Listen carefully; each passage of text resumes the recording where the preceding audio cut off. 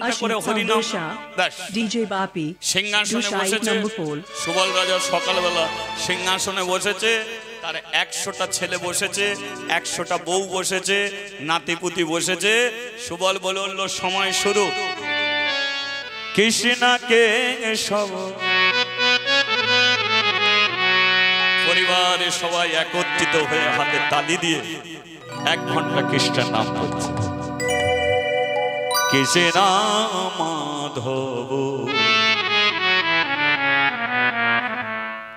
সুধা মাখা কৃষ্ণ নাম নাম রে মধু মাখা এই নাম।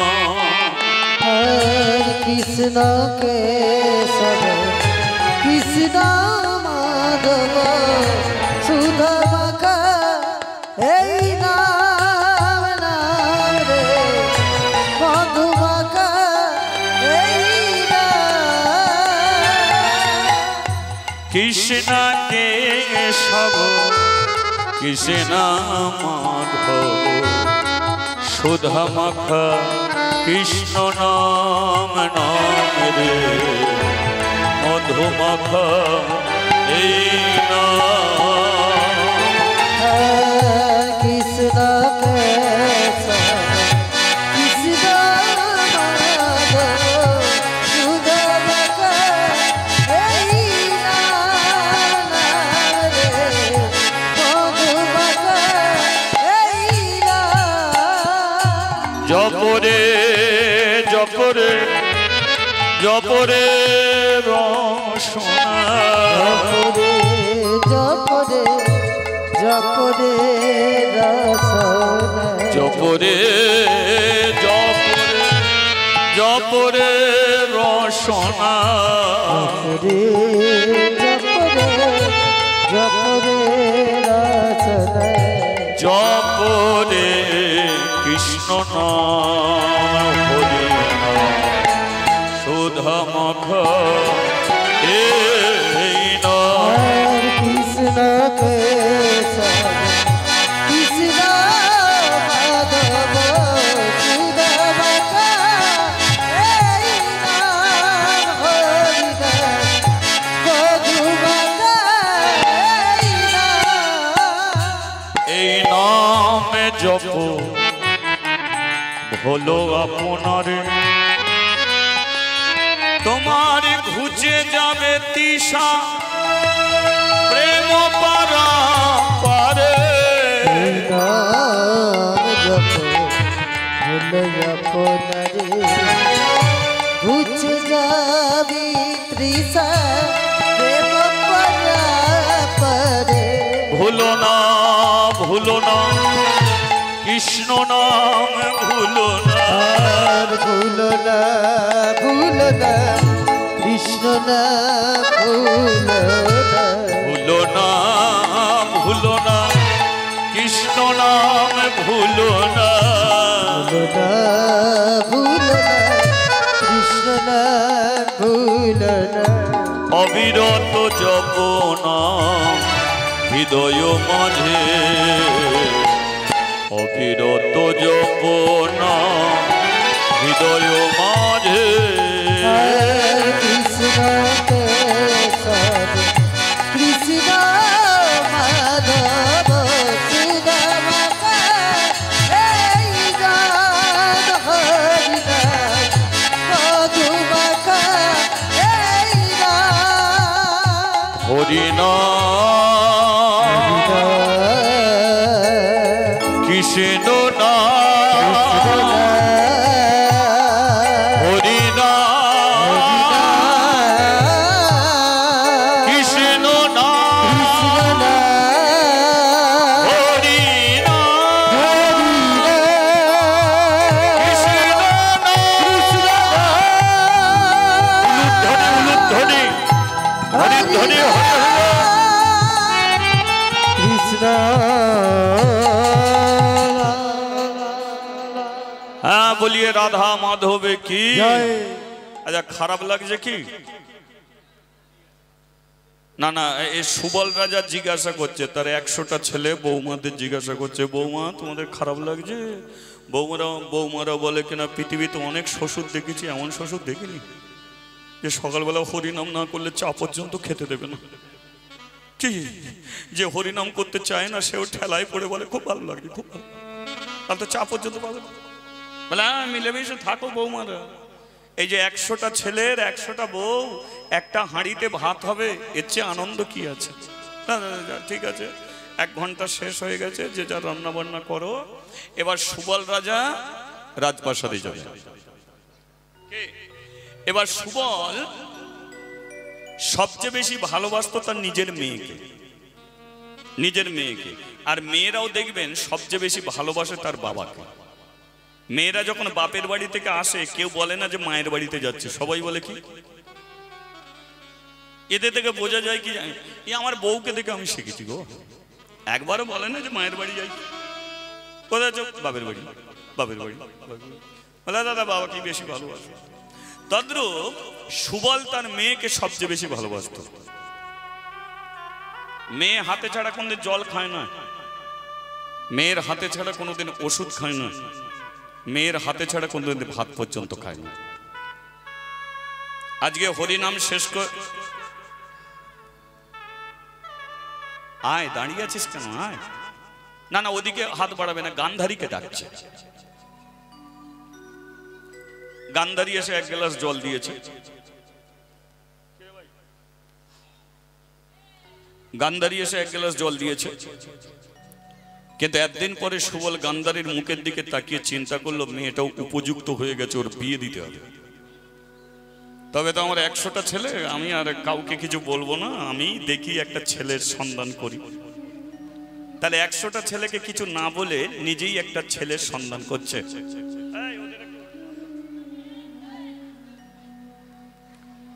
নিজেই একটা ছেলের সন্ধান করছে, কিন্তু কথায় বলে যে খায় চিনি তাকে যোগায়। 7 দিন পরে একটা চিঠি এলো সুবলের হাতে। সুবল চিঠিটা খুলে দেখলো, যিনি লিখেছেন আমরা এখানে যতজন বসে আছি সবাই তাকে চিনি, শুধু পরিচয়টা দিই। গাল ভর্তি দাড়ি, মাথা বড় চুল ছিল। অর্জুন যাকে এত তীর মেরেছিল, তীরের বিছানা করে দিয়েছিল। তাহলে ব্যক্তিটাকে, তিনি হলেন গঙ্গা পুত্র বেশ্য। এবার চিঠিতে কি লেখা আছে আমি পড়ছি, আপনারা শুনুন, ঠিক আছে? সুবল, তোমার 100টা ছেলে, একটা মাত্র মেয়ে। মেয়েটাকে চিনি, রূপবতী, গুণবতী, কিন্তু আমার একটা ভাইপো আছে। আমার বড় ইচ্ছা আমার ভাইপোর সঙ্গে তোমার মেয়ে গান্ধারীর আমি বিয়ে দিতে চাই।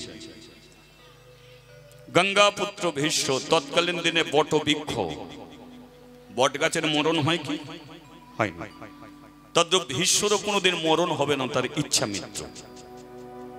3 মাস তিনি ওই তীর বিদ্ধ হয়ে মাঠে পড়েছিল। 3 মাস মাঠে পড়েছিল, নিজে ইচ্ছা করেছিল মরবো, তবেই সে মরেছে, নইলে তাকে মারার ক্ষমতা কারণ। সেই ভীষ্ম চিঠি লিখে পাঠিয়েছে। আফগানিস্তানে চিঠিটা এসেছে। চিঠিতে লেখা আছে কি না, সুবলের একটা মাত্র মেয়েকে ওই হস্তিনাপুরের একটা ছেলে আছে, তার সঙ্গে ভীষ্ম বিয়ে দিতে চায়। সুবলের মনে একটা আনন্দ এলো, যাই তো, এটা আফগানিস্তানের রাজপ্রাসাদ আর ওটা হস্তিনাপুর। হস্তিনাপুরের এখন জায়গাটার নাম হচ্ছে দিল্লি। তাহলে আফগানিস্তান দিল্লি, মানে আফগানিস্তানের মেয়ে যাবে দিল্লির রাজপ্রাসাদে। আনন্দ। আবার চিঠিটা পড়ছে, সুবল, তোমার মেয়ে দেখতে সুন্দরী হলে কি হবে, আমি যার সঙ্গে বিয়ে দেবো সে জন্ম থেকেই অন্ধ। অসম্ভব। আমি আফগানিস্তানের রাজা সুবল, টাকা পয়সা বাড়ি গাড়ির কোনোটাই আমার অভাব নেই। ভীষ্মর বুকের পাটা থাকতে পারে ঠিকই, সমগ্র পৃথিবীর রাজা তার পায়ে মাথা নামিয়ে দিতে পারে এটা ঠিক। তিনি শাল্য রাজের 3টে মেয়েকে জোর করে তুলে নিয়ে এসে তার ভাই বিচিত্র বীর্যের সঙ্গে বিয়ে দিয়েছিল, এটাও ঠিক। কিন্তু বুকের পাটা আছে বলি সে আমার সুন্দরী মেয়েটাকে অন্ধ ছেলের সঙ্গে বিয়ে দেবে, এ আমি কোনোদিনের জন্য হতে দেব না। এ প্রস্তাব আমি মানছি না। চিঠিটাকে ফেলে দিয়েছে, কিন্তু পরেক্ষণে দেখলো চিঠিতে তখনও অনেক কিছু লেখা আছে। পুনরায় চিঠিটাকে তুলে আবার পড়তে শুরু করেছে। সুবল, আমি জানি অন্ধ ছেলের সঙ্গে তুমি বিয়ে দিতে রাজি হবে না, তাই তাড়াহুড়ো করে তোমার মেয়েকে অন্য কোথাও বিয়ে দেবে, কিন্তু এই পৃথিবীতে আমি যেটা চেয়েছি সেটা আমি করে দেখিয়েছি। তোমার মেয়ের দিকে যখন চোখ গেছে, আমি অন্ধ ছেলের সঙ্গে তোমার আমি ছেলে আমার ভাই করে বিয়ে আমি দেবো। আর তুমি যদি অন্য কোথাও বিয়ে দাও তোমার মেয়ের, তাহলে আমি নিজে যাব তোমার বাড়িতে, তোমারই ঘরে তোমাকে হাতে পায়ে দড়ি দিয়ে বেঁধে রাখবো, তোমাকে না খেতে দিয়ে পচিয়ে গলিয়ে মারবো। তোমার 100টা ছেলেকে আমি নিজের হাতে হত্যা করব। আফগানিস্তানে আমি রক্তের বন্যা বইয়ে দেব। ইতি গঙ্গা পুত্র কে বিশ্ব। কি চেয়েছি আর কি যে পেলাম,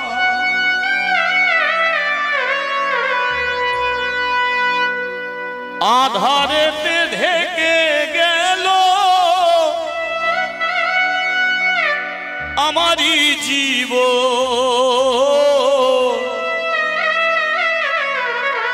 কিসেরই কারণে হলো অঘটন,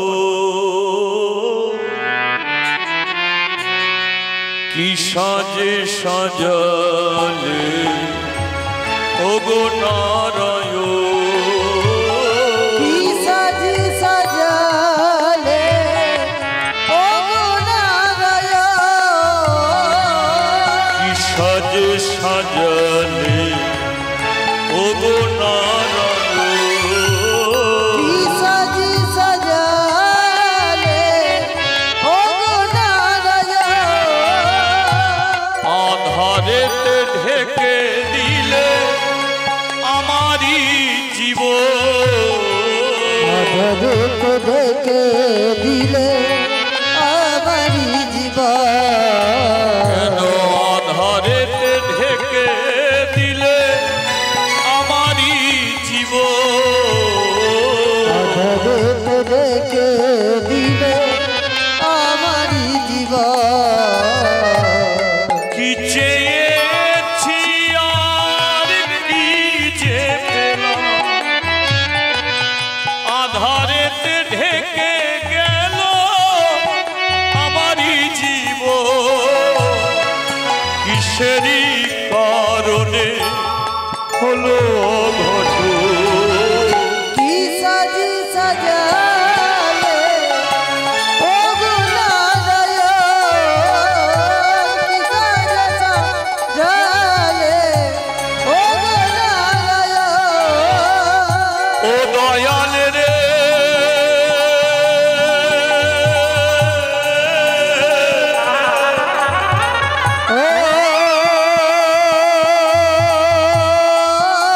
ও দয়াল রে, ও দয়াল রে ওরে কি বিচার রে। এখানে যতজন একটু মনিটরটা তুলে দাও, এখানে যতজন বাবা মা বসে আছে তাদের ঘরে উপযুক্ত যদি একটা মেয়ে থাকে, বলুন একটা কোটিপতির ছেলে এলো মেয়েকে বিয়ে করার জন্যে, কিন্তু ছেলেটা যদি জন্ম থেকে অন্ধ হয় কোনো বাবা মা কি বিয়ে দিতে রাজি হবে? হতে পারে কি? তাহলে সুবল তো আর ভিখারি নয়, তিনি তো একজন আফগানিস্তানের রাজা। তার তো 8টা 10টা মেয়ে নয় যে বিয়ে দিতে পারবে না, একটা অন্ধ ছেলেকে দিয়ে দিই তা তো নয়। তাহলে তার তো একটা মাত্রই মেয়ে। তাহলে সে কি করে ভীষ্মর এই কথাটা মেনে নিতে পারে? কিন্তু এটাও বুঝে নিল যে চিঠিতে যেটা লেখা আছে, আমার ছেলেদের, বৌমাদের, আমার পরিবারকে বাঁচাতে একজনই পারে, সেটা হলো গান্ধারী। গান্ধারী যদি অন্ধ ছেলেকে বিয়ে করে তাহলে ভীষ্মর হাতে আমরা সবাই বেঁচে যাব। আর গান্ধারী যদি অন্ধকে বিয়ে না করে তাহলে ভীষ্ম এসে আমাকে মারবে, আমার 100টা ছেলেকে মেরে দেবে। কিন্তু আমি বাবা হয়ে কি করে বলবো যে ওরে মা গান্ধারী, আমাদের বাঁচাবার জন্যে তুই অন্ধ ছেলের গলায় মালা পরা? এটা আমি বাবা হয়ে বলতে পারি না। এই যে আমি বিষ খাবো, আমি সুসাইড করব, এ কথা আমি কাউকে কোনোদিনের জন্য বলতেও পারবো না। সুবল কি করে, চিঠিটাকে বুকে জড়িয়ে ধরে প্রত্যেকদিন কেঁদে কেঁদে বালিশ ভিজিয়ে দেয় যে আমি চাইনি আমার জীবনে এমন একটা দিন পরিস্থিতি এসে দাঁড়াবে, এটা আমি কোনো দিনের জন্য ভাবিনি, কিন্তু আজকে আমি করবো থাকি। দেখতে দেখতে 7 দিন হয়ে গেছে, মরবো মরবো মরবো, কিন্তু মানুষের মৃত্যুটা অত সোজা জিনিস নয়। অনেক সংসারে অশান্তি হয়, ঝগড়াঝাটি হয়, মেয়েরা বলে কিনা আর থাকবো না, বাপের বাড়ি যাব, ও বাপের বাড়ি চলে যাবে, কিন্তু আবার চিন্তা করবে ও খেয়েছে তো, ও খেলো কি, আমি চলে আসছি বলে ভাত রান্নাই করে না, খাই না। এটা মেয়েদের মন। আবার ফিরে আসি। অনেক ছেলে রাগের মাথায় বলে এ সংসারে আমি আর থাকবো না, কিন্তু কোলের বাচ্চা ছেলেটা যদি বলে বাবা তুমি চলে যাবে, বাবার ক্ষমতা নেই সেই সংসার ছেড়ে চলে যেতে পারে। সুবল মরবো মরবো বলে 1 সপ্তাহ কাটিয়ে দিয়েছে, কিন্তু গান্ধারীর সঙ্গে 1 সপ্তাহ কথা কয়নি। কিন্তু গান্ধারী বাচ্চা ছেলে নয়, উপযুক্ত মেয়ে। গান্ধারী চিন্তা করলো যে বাবা সবার সঙ্গে কথা বলে কিন্তু আমার সঙ্গে বলে না, তাহলে আমার কি অন্যায়, আমার কি অপরাধ, আজকে আমি বাবাকে গিয়ে ধরবো। গান্ধারী এসেছে বাবার কাছে। কিরে মা গান্ধারী, দাঁড়াও দাঁড়াও, চলে যাও কেন? না গান্ধারী আমার কাজ আছে। দাঁড়িয়ে যাও বাবা, সারা জীবন কাজ করবে, কিন্তু তার আগে উত্তর দাও, আজকে 7 দিন হয়ে গেল আমার হাতে তুমি জল খাওনি কেন? আজকে 7 দিন হয়ে গেল আমার হাতে তুমি ভাত খাওনি কেন? আজকে 7 দিন হয়ে গেল আমার হাতে তুমি ওষুধ খেলে না কেন? আমি কি অন্যায় করেছি, কি অপরাধ করেছি, কিসের জন্য তুমি আমাকে দূরে সরিয়ে রেখেছো? আজ নয় কাল নয় 2 দিন পরে আমাকে পরের ঘরে পাঠিয়ে দেবে, আর এখন থেকে তুমি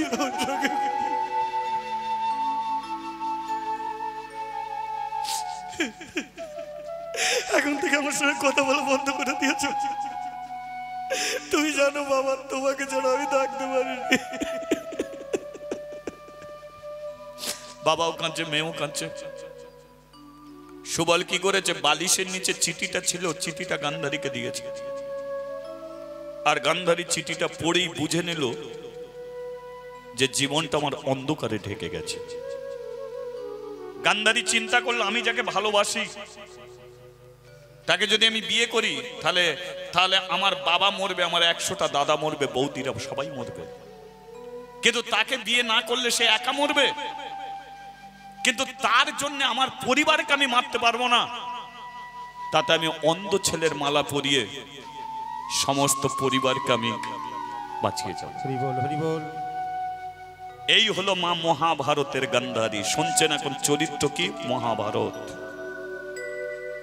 গান্ধারী সিদ্ধান্ত নিল যে আমি অন্ধ ছেলেকে বিয়ে করে জীবন কাটাবো, বুকের মধ্যে পাথরকে চাপিয়ে দিয়ে বাবার সঙ্গে হেসে হেসে কথা বলছে। বাবা, এই কারণে তুমি কথা কওনি? জন্ম মৃত্যু বিয়ে কেউ কোনোদিন বলতে পারে? আমার অন্ধর সঙ্গে বিয়ে হবে এতে তুমি চিন্তা করছো কেন? আমার কপালে লেখা আছে তাই হবে। দাদাদের দেখো, 100টা দাদা এসেছে। গান্ধারী বলে উঠলো, কোনো মেয়ে বিয়ের কথা নিজের মুখে বলতে চায় না, কিন্তু আমি নিজে বলছি আমি কিন্তু এবার বিয়ে করব। শকুনি বলে উঠলো, গান্ধারী বিয়ে করবি তো ধুমধাম করে বিয়ে দেবো। গান্ধারী বলে উঠলো, দাঁড়া দাদা, কাকে বিয়ে করবো আগে শুনবি তো। কাকে বিয়ে করবি? দিল্লির বুকে একটা রাজপ্রাসাদ আছে, বলে সেটা তো জানি, আর ওই রাজপ্রাসাদে একটা ছেলে আছে, আমি তাকে বিয়ে করব। শকুনি বলে উঠলো, ধুমধাম করে বিয়ে দেবো। গান্ধারী বলে উঠলো, তবে শোন, সে দিল্লির বুকে যে ছেলেটা, নাম হলো তার ধৃতরাষ্ট্র, আর ওই ধৃতরাষ্ট্র হলো জন্ম থেকে অন্ধ। যেই বলেছে অন্ধ, শকুনি বলে উঠলো, অন্ধ ছেলেকে বিয়ে করবি কেন? গান্ধারী বলে উঠলো, তাকে ভালোবাসে। শকুনি বলে উঠলো, গাল ফাটিয়ে দেবো। ভালোবাসাটার জায়গা পেলি না? একটা অন্ধ ছেলে, যার এক গ্লাস জল গড়িয়ে খাওয়ার মতো ক্ষমতা নেই, রাস্তা পার হওয়ার মতো ক্ষমতা নেই, যার সম্মুখে ভাত ধরে দিলে ভাত খাবার মতো ক্ষমতা নেই, সেই ছেলেটা তোর জীবনে কি সুখ আনবে? তোকে ভালো জায়গায় বিয়ে দেবো। গান্ধারী চিঠিটা দিয়েছে শকুনিকে। শকুনি চিঠিটা পড়ে বলল, শোন গান্ধারী, ভীষ্মর হাতে আমরা সবাই মরবো, তবু অন্ধ ছেলের সঙ্গে আমরা বিয়ে দিতে তোর পারবো না। গান্ধারী বলল, আমি অন্ধ ছেলেকে বিয়ে করব, তোদের আমি কোনোদিন ভীষ্মর হাতে মরতে আমি দেব না। তাই আমার 18 বছর পূর্ণ হয়ে গেছে, আমি যেটা সিদ্ধান্ত করব সেটাই সিদ্ধান্ত, আমার কিছু করতে পারবে না। তাই আমি যেটা বলি মন দিয়ে শোন। 3 দিনের মধ্যে আমি আফগানিস্তানের মাটি ছেড়ে চলে যাব। দ্বিতীয়, ছেলে মেয়েকে বিয়ে করতে আসে, কিন্তু আমি নিজে উঠে গিয়ে অন্ধ ছেলের গলায় মালা পরাবো। তৃতীয়, আমি যে চলে যাব, মরার আগে পর্যন্ত বাপের বাড়িতে তোর ভগ্নিপতিকে নিয়ে আমি আর ফিরব। চতুর্থ, আমি চলে যাওয়ার পরে তোরা কোনো দিনের জন্যে আমার শ্বশুরের ভিটেতে গিয়ে আমার মুখ দেখবি না। তোরা যেদিন আমার শ্বশুরের ভিটেতে পা রাখবি, সেই দিন কি তোরা আমার মরা মুখ দেখবি, তার আগে কিন্তু আমি বেঁচেই থাকবো। যা, আমার সিদ্ধান্ত, অন্ধ ছেলেকে বিয়ে করব, 3 দিন পরে তোদের ছেড়ে আমি চলে যাব। 1 দিন গেল, 2 দিন গেল, 3 দিন হলো।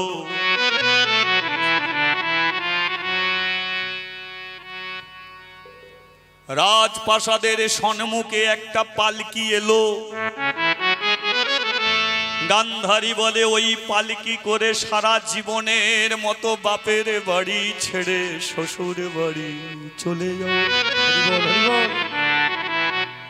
সকাল বেলা স্নান করে ঠাকুর ঘরে গেল। প্রতিদিন কৃষ্ণর চরণে বসে, আজকে রাধের চরণে গিয়ে বসে, চোখের জল দিয়ে বলে, ওগো রাধে, ওগো রাধে, রাধে রাধে গো।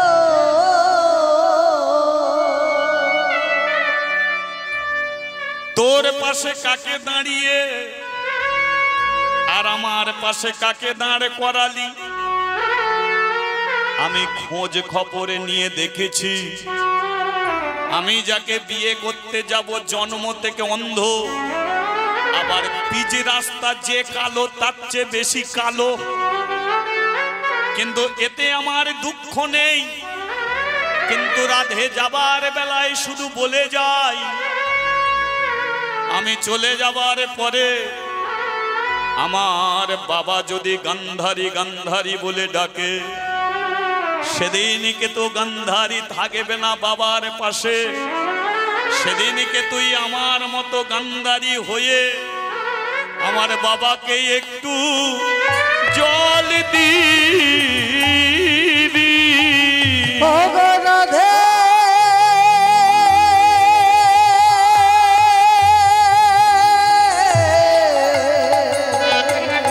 তোকে দিয়ে যাচ্ছে।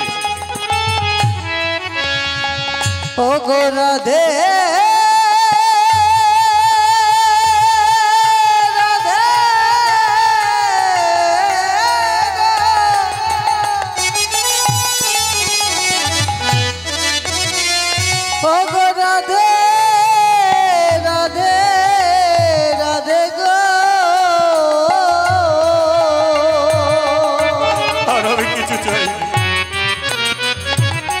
রাধে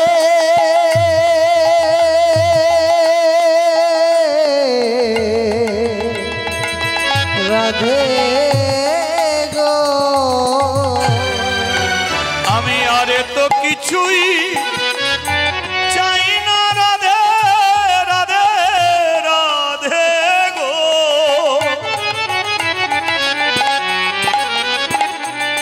আমার পরিবার তোর চরণে আমি দিয়ে যাই, আমার পরিবারে দুঃখ এলে তুই সুখে ভরিয়ে দিবি। আমার বাবা বড় কষ্ট পাবে, তাই প্রতিদিন আমার মতো গান্ধারী হয়ে আমার বাবাকে একটু জল দিবি। আমার বাবাকে একটু জল দিবি। নিজে অন্ধ ছেলেকে বিয়ে করতে যাবে তার এত কষ্ট নেই, কষ্ট হচ্ছে আমি চলে গেলে আমার বাবার কি হবে। তাই রাধারানীকে বলে যাচ্ছে তুই আমার পরিবারটাকে দেখিস, আমি চলে যাচ্ছি। গান্ধারী রাধার চরণে জানিয়ে যেই ঠাকুর ঘরে দরজা খুলেছে 100টা দাদা বসে আছে, বাবা বসে আছে। গান্ধারী জানে আমি যদি কেঁদে ফেলি তাহলে আমি দুর্বল হয়ে যাব, আমার দাদারা কেউ আর যেতে দেবে না। তাই তাড়াতাড়ি করে চোখে জল মুছে বাবার কাছে গিয়ে বসেছে। বাবা কাঁদছো কেন? বেশি কাঁদলে শরীর খারাপ করবে, সময় মতো ওষুধ খেও, সময় মতো। আমি তো আর তোমাকে ভাত দিতে আসবো না, তুমি সময় মতো ভাত খেয়ে নিও, সময় মতো ওষুধ খেয়ে নিও, আমাকে আশীর্বাদ করো। সুবল বলল তোকে আমি কি আশীর্বাদ করব? তুই একজন অন্ধ ছেলেকে বিয়ে করতে যাচ্ছিস, জানি না তোর জীবনে কত কষ্ট আছে, কত দুঃখ আছে। গান্ধারী বলল আশীর্বাদ করলেও যাব, না করলেও আমি যাব। তোর আমার 100টা দাদা, তোদের করে এক এক করে আমি গড় করতে পারবো না, তাহলে সময় চলে যাবে, সন্ধে হয়ে যাবে, আমি যাব কখন? তাই একসঙ্গে তোদের আমি প্রণাম করে নিচ্ছি। তোরা ও বৌদি, এই ননদার কোনোদিন এসে বলবে না বৌদি আমাকে একটু সাজিয়ে দাও। আমাদের দাদাদের দেখো, ভালো দেখো তোমরা সবাই। আজকে 100টা দাদা চোখের জলে কাঁদছে, বৌদিরা কাঁদছে, ভাইপো ভাইজি সবাই মিলে চোখের জলে কাঁদছে। গান্ধারী সবার কাছ থেকে বিদায় নিয়েছে, আস্তে আস্তে গিয়ে পালকিতে উঠেছে। গান্ধারী সবার দিকে তাকিয়েছে, তাকাতে পারেনি একমাত্র শকুনির দিকে। কারণ যে যাকে যত ভালোবাসে তার দিকে মাথা তুলতে পারে না। শকুনি যেমন গান্ধারীকে সবচেয়ে বেশি ভালোবাসতো, গান্ধারীও তেমন সবচেয়ে বেশি ভালোবাসতো। শকুনি বলল সামনে ভাই ফোঁটা আসছে, আর আমাদের ফোঁটা দিতে আসবি না, তাই না?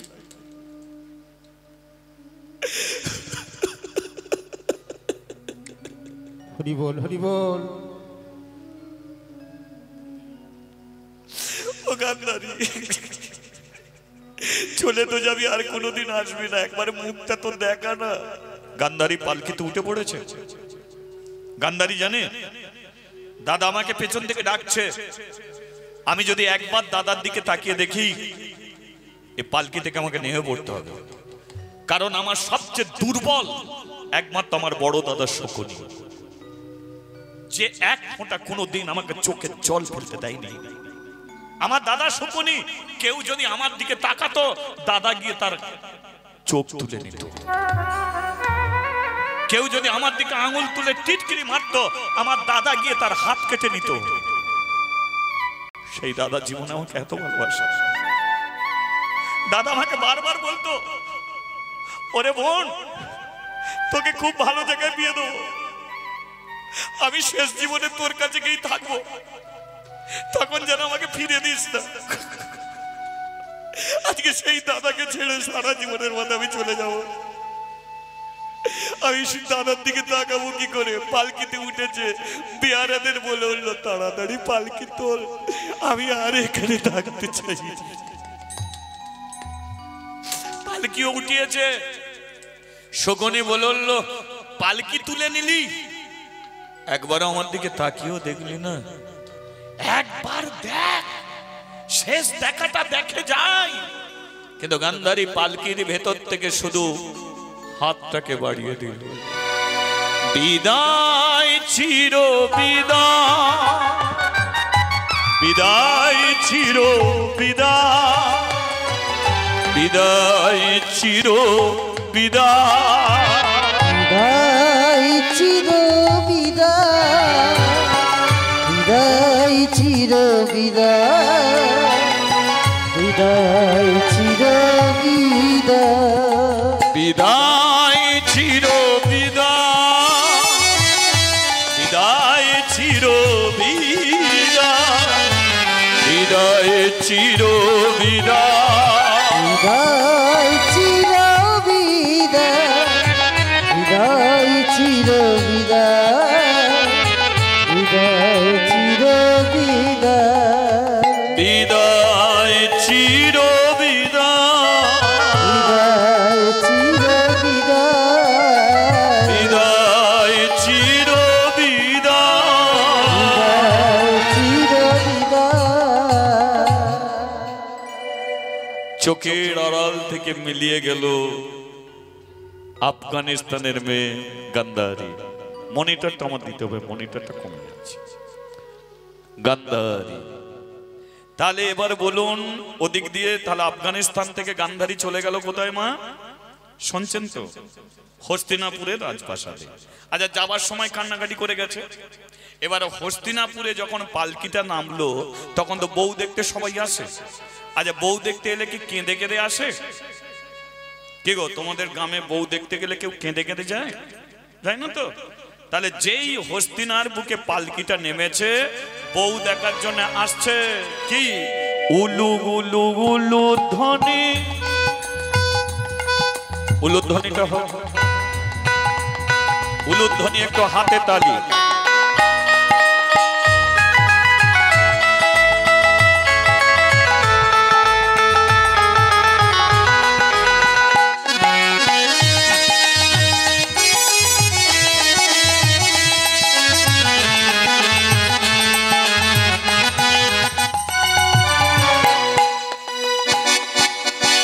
উলু উলু উলু ধ্বনি ভরিল ভুবন, উলু উলু উলু নদী ভরিল ভুবন, উলু উলু উলু ধ্বনি ভরিল ভুবন, উলু উলু উলু ধ্বনি ভরিল ভুবন। ও যে ভক্তগণ সবাই মিলে হরি হরি বল, ভক্তগণ সবাই মিলে হরি হরি বল।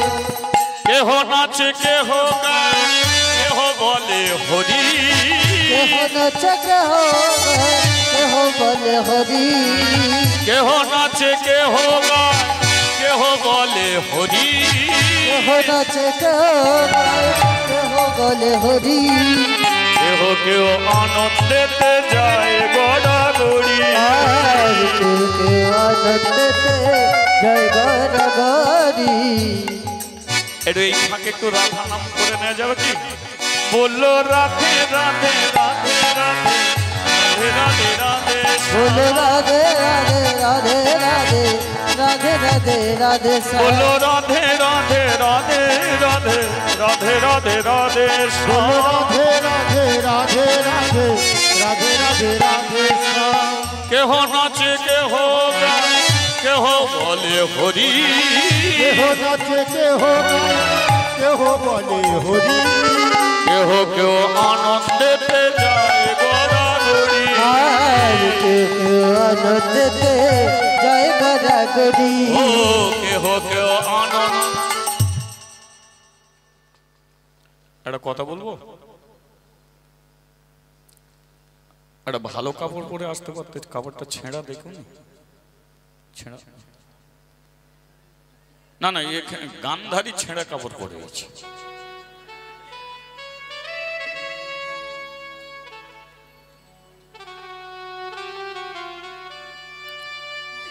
সবাই তো বউ দেখায় ব্যস্ত হয়ে আছে, কিন্তু ভীষ্ম সে গান্ধারীর মাথা থেকে পা পর্যন্ত তাকিয়ে দেখছে। হঠাৎ ভীষ্ম দেখলো যে গান্ধারী যে কাপড়টা পরে এসেছে কাপড়টা ছিঁড়ে গেছে, ছেঁড়া কাপড়।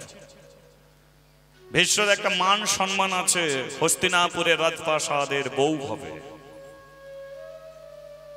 শুনেছি ওর বাবা তো রাজা, সেই মেয়েটা এলো একটা ছেঁড়া কাপড় পরে এলো, একটা ভালো কাপড় পরে আসতে পারতো? তাহলে রাজা হয়ে কি ভিখারি? রাজ পরিবারে কি কোনো একটা দামি শাড়ি ছিল না? সোনা দানার জিনিস নেই, কোনো দুঃখ নেই, শাড়িটা তো ভালো করে আসতে পারতো। এই কি আছিস, তাড়াতাড়ি মেয়েটাকে ঘরে নিয়ে যা, কেউ যদি দেখে ফেলে মান সম্মান যাবে। গান্ধারীকে তাড়াতাড়ি টেনে নিয়ে ঘরে ঢুকিয়ে দিল। কিন্তু প্রশ্ন আপনাদের কাছে আসছে, সুবল রাজার ঘরে কি জামা কাপড় শাড়ি ছিল না? যার 100টা দাদা, প্রতি বছর যদি ভাই ফোঁটা করতো তাহলে দাদারা তাকে কিভাবে শাড়ি জামা কাপড় দিতে একবার ভেবে দেখেছেন? সুবল বলেছিল, গান্ধারী তোকে সবচেয়ে দামি শাড়ি পরিয়ে পাঠাবো, তোকে দেখলে যেন হস্তিনাপুরে যারা আসবে তাদের চোখ যেন কপালে উঠে যায়। সবচেয়ে তুই সুন্দরী, হস্তিনাপুরের মাটিতে পা রাখলেই তোর রূপের জ্যোতিতে সারা হস্তিনাপুর আলো হবে। তাই সুন্দর করে সাজবি, সিন্ধুকের চাবি তোকে দিচ্ছে। তোর মা মরল, তুই তখন বাচ্চা, ভালো করে কথা বলতে পারিস না। তোর মা মরার সময় আমার কোলে দিয়ে গেল, তোকে কোলে দিল, আর তার সিন্ধুকের চাবি আমাকে দিল। দিয়ে কি বলেছিল জানিস? শোনো, আমার একটা মাত্র মেয়ে, ও মেয়ের মুখে আমার মা ডাক শোনা হলো না, কিন্তু তুমি ওকে কোনোদিন কাঁদতে দেবে না। আজকে সিন্ধুকের চাবি আমি তোমাকে দিচ্ছি, ওকে যেদিন শ্বশুর বাড়ি পাঠাবে তখন এই চাবিতে আলমারি খোলো, জামা কাপড় সুন্দর সুন্দর শাড়ি গয়না যা কিছু আছে সবকিছু দিয়ে ওকে পাঠিয়ে দিও। সিন্ধুকের চাবি তোকে দিয়েছিল, কিন্তু তুই কোনোদিন সুন্দর করে সাজিলি না, আর আজকে যাচ্ছিস অন্তত সুন্দর শাড়িটা পরে যায়। গান্ধারী তাতে বলেছিল, শোনো বাবা, আসতে রে ভাই, শোনো, কেউ না জানলে তুমি ভালো করে জানো যে আমি যাকে বিয়ে করতে যাচ্ছি সে হলো জন্ম থেকেই অন্ধ, যার এক গ্লাস জল গড়িয়ে খাওয়ার ক্ষমতা নেই, যার রাস্তা পার হওয়ার মতো ক্ষমতা নেই, সে হবে আমার পতি দেবতা, সে হবে আমার স্বামী। আমি কত সুন্দর আমার স্বামী কোনোদিন দেখতে পাবে না। আমি কত সুন্দর চুলের বেনি বাঁধবো, আমার স্বামী দেখবে না। আমি কত সুন্দর চোখে কাজল পরবো, আমি স্বামী দেখবে না। আমি কত শ্যাম্পু সাবান গায়ে দিয়ে চকচকে হব, আমার স্বামী দেখতে পাবে না। বলতে পারো বাবা, যার সঙ্গে অগ্নি সাক্ষী করে আমার বিয়ে হবে, যে স্বামী ছাড়া কোনোদিন আমি পরপুরুষের দিকে তাকাতে পারবো না, যে আমার মাথায় সিঁদুর তুলে দিয়ে অগ্নি সাক্ষী করে 7 পাক ঘুরিয়ে সারা জনমে 7 জনমের মতো যার সঙ্গে জীবন বাঁধতে হবে, সেই আমার পতি, সেই আমার স্বামী। কিন্তু ওই স্বামী জীবনে কোনোদিন আমাকে দেখতে পাবে না। তাহলে আমি কিসের জন্য সাজবো, কার জন্য সাজবো? স্বামী আমাকে কোনোদিন দেখতে পাবে না, তাহলে আমি কি সুন্দর করে সেজে শুধু পাড়ার ছেলেদের দেখাবো? এ মনোবৃত্তি আমার নেই। তাই আমার স্বামী দেখবে না। পৃথিবীতে কোনোদিন আমি আর দামি শাড়িও পরবো না। আমার স্বামী দেখবে না। আজ থেকে চুলের বেনিও আমি বাঁধবো না, চোখে কাজলও আমি দেব না। আমার স্বামী যেমন আমি হয়ে থাকবো তেমন। ওরে তোর স্বামী তো অন্ধ, তুই জীবনটা নষ্ট করছিস কেন? বাবা, স্বামী সেবা করতে গেলে শুধু 5,000 টাকা দামি দামি শাড়ি পরতে হয় না। স্বামী সেবা করতে গেলে সামান্য একটা